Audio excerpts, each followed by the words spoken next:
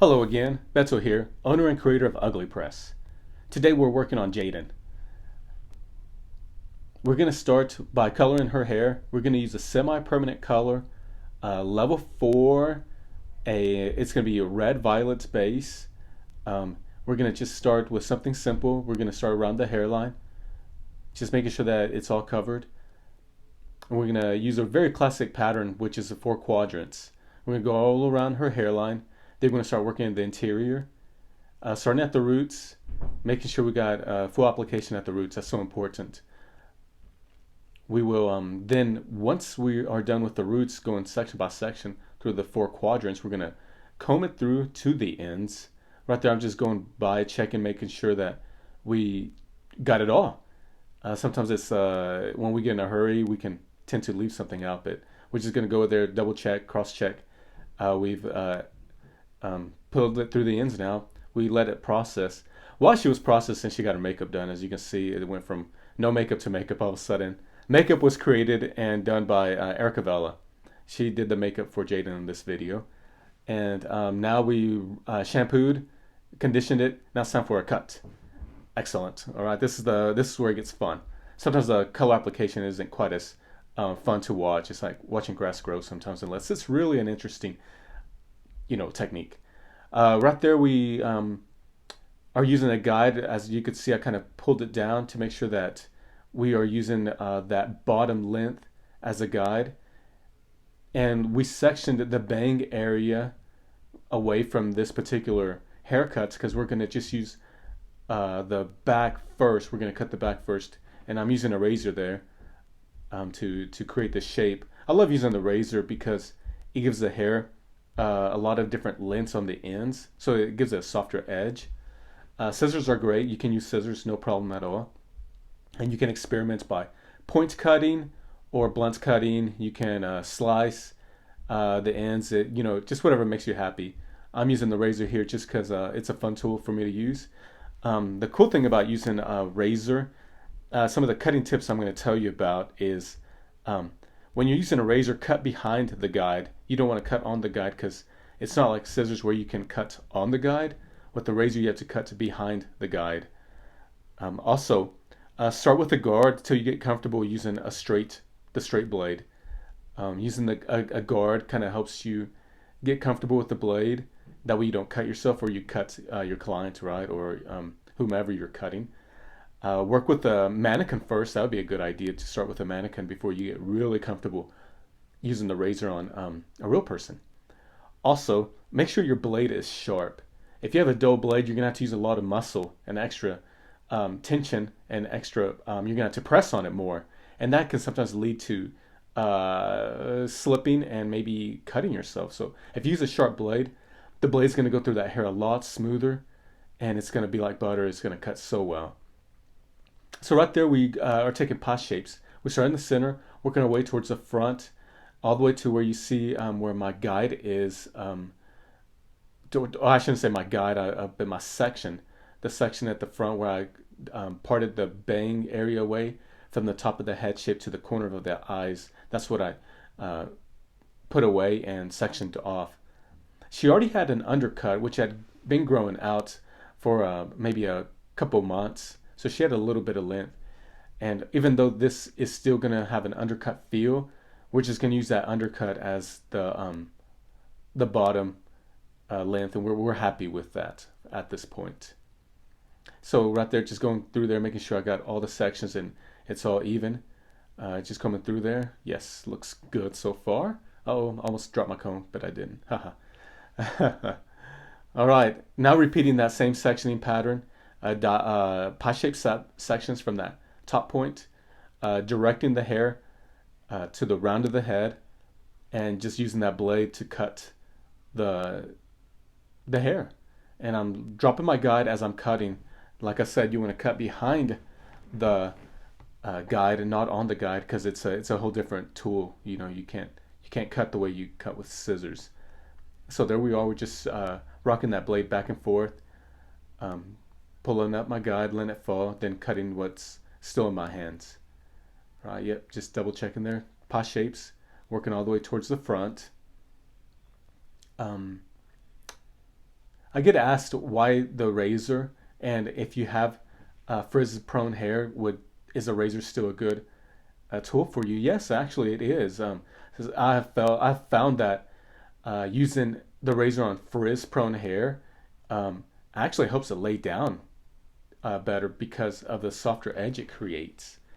Of course, anytime you're using the razor or any blades, so to say, on dry hair, it is going to create more frizz, or it's going to, scrape the cuticle a little bit more. So as long as you're cutting on a wet texture, like if your hair is wet and it's still damp, then the blade still works really good for that. Yes. And also the blade, I like using the razor on finer hair. I feel like it helps expand it and you get no lines created as well. So you don't create any lines while you're cutting the hair, and your end product has a more seamless and smooth effect. Right there, I'm reaching the front part of it. Yep, just checking, making sure I don't have any. Yep, I found a couple loose ends. So yes, you just go in there and you just kind of make sure you got it all right and it's all balanced. I'm gonna dry that part of the hair, the underneath now, and I kind of fast forward this part of it because drying hair is not that fun either, unless you're actually doing it yourself. I actually like drying hair. I think it's kind of fun. It's kind of relaxing to me. So I like to see that hair change shape from wet to dry. Um, but the reason I'm drying the hair and I am using a round brush is because we're going to detail the hair. We are going to go through there after it's dry, and I need the hair to be pretty smooth to do this detailing that I'm about to do.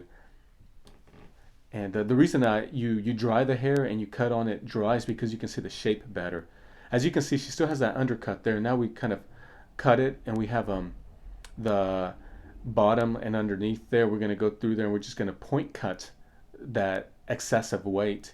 You could have done it with the razor, but I kind of like doing the scissors because I like being able to see it dry first. Because sometimes you want to cut more, sometimes you want to cut less, and it all depends on how much you want to take off. And really, to see that, you got to see it dry, because that's what hair eventually looks like, right? It's dry. Very few of us walk around with wet hair all day, right? So for me, it's really important to see it dry. That way I can see how much I want to take off, how much I want to leave behind. Um, some people like that real fullness in it. That's totally cool. I like mine kind of broken up.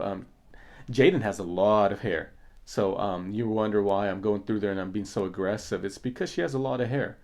And I've had comments on it in the past like, you sure do like to cut a lot of hair off. Well, I do like to cut a lot of hair off. I'll be honest, it's fun. But also it helps improve the shape. If it improves the shape and for the vision or the results that you are wanting, it's so important that you cut what needs to be cut. Um, I don't go in there just to cut just because it's fun. Yeah, I mean, I do think it's fun, but also it needs to work for that particular haircut. Like I said, Jaidyn has a lot of hair, and we want that hair to move every which way seamlessly, and I don't want any bulky parts. Right here, I'm doing some back cutting on the crown of her area, just to create a little bit more explosiveness and more texture. I'm picking up random pieces right where I feel like it's heavy. I'll pick them up, twist it, and then I'll use my blades of my scissors to rock down towards the scalp, kind of using like a V shape at the with the shears, and just slightly closing that blade as I'm working down the hair strands or that particular section, and that just kind of helps break up things a little bit better as well.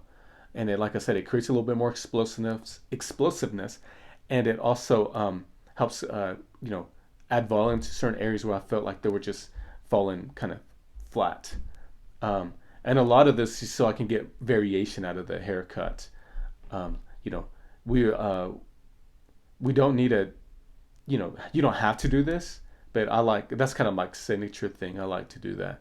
It's kind of fun. Okay, now we are gonna release that section that I sectioned off, and the reason I'm doing that is because that section is actually gonna be longer, kind of like a double cut. So that section is actually longer than the back. Yes, I'm using that razor again.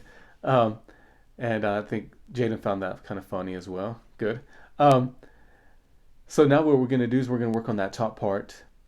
I'm going to section that hair off from the top, going from that central vertical section. Going to elevate it. Hope you can kind of see that there.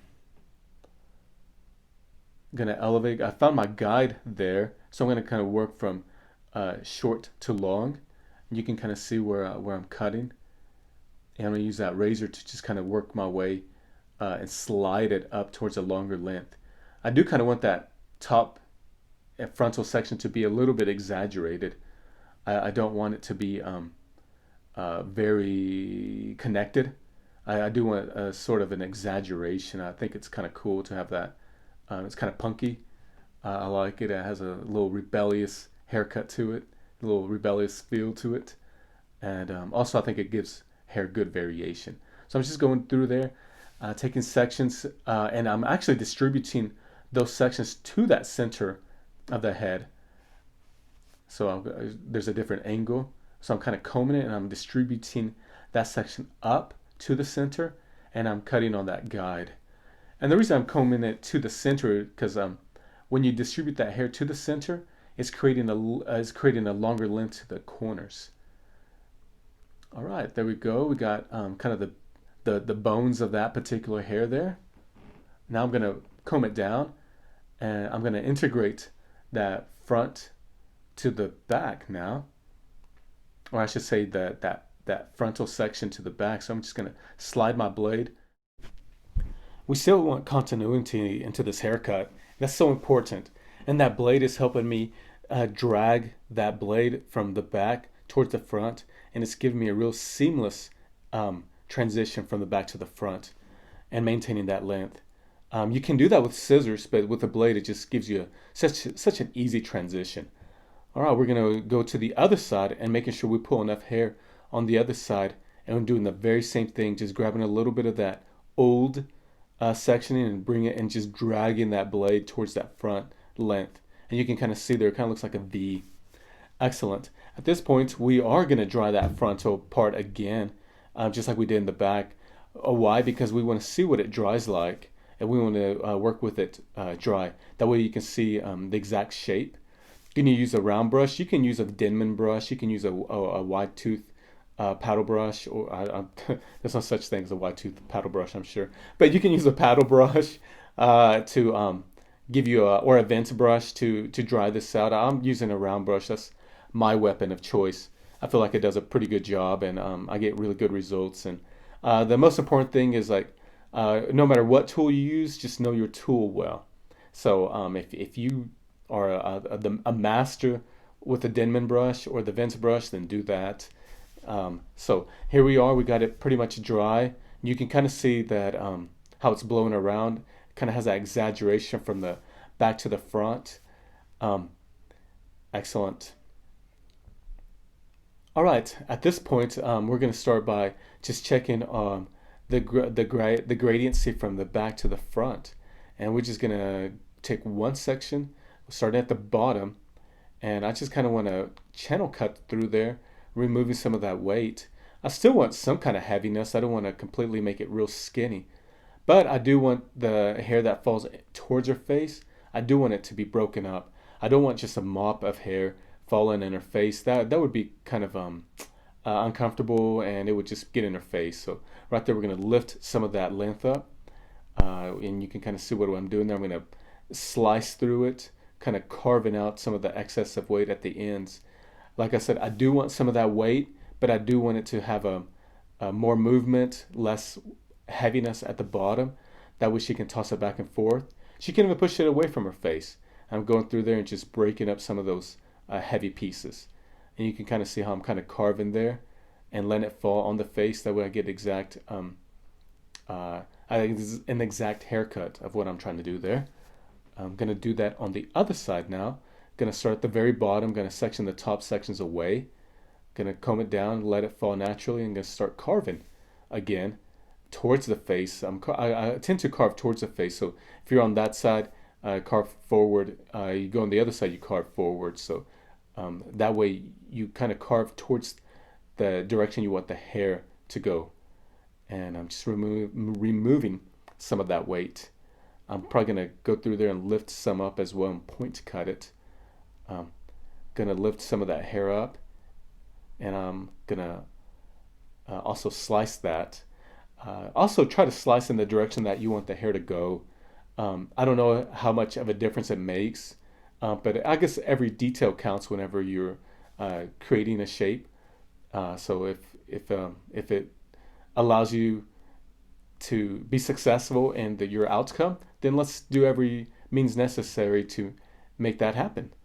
There I'm going to go in there and going to back cut some of that hair at the crown area, just like we did with the previous section. A lot of that is just for continuity and also to get rid of some of that extra weight and bulk. All right there I'm just kind of checking how it's falling and seeing if there's any extra areas I want to cut off. Looks like I found a couple pieces there. And you just detail away however it best suits you. Somebody with finer hair, you probably couldn't do this, too much of this anyway, too many back cutting sections, because you probably want as much weight on it as possible. For somebody with thicker hair, you can be quite as aggressive as you want. So just using some pomade, some wax, some clay, with whatever your heart desires to use, or whatever it is that you want to get end results with to separate it. Waxes are going to give you more shine. They're going to have some hold. Pomades are going to give you a very glossy look as well. Clays are more matte finish, so they're not going to give you quite as much shine. So in case what you decide to use. With darker hair, especially ladies' hair, I really like to use some semi-gloss, something glossy, something with a little bit of sheen, especially with dark hair, because dark hair absorbs light, so you need it to look shiny and healthy. At this point, we're just playing with the hair shape. It's kind of fun to play with the hair after you've cut it. That way you can kind of see which way it moves around and best suits the client, making sure all the areas that you need to cut were taken off. This is a double cut. The front is a little longer than the front, actually quite a bit longer than the back. The back has some texture, has some movement. As you could say, it's one of those business to party shapes, right? My name is Beto, owner and creator of Uglypress. I hope you have enjoyed this video, and like and subscribe. God bless. Thank you so much. Bye.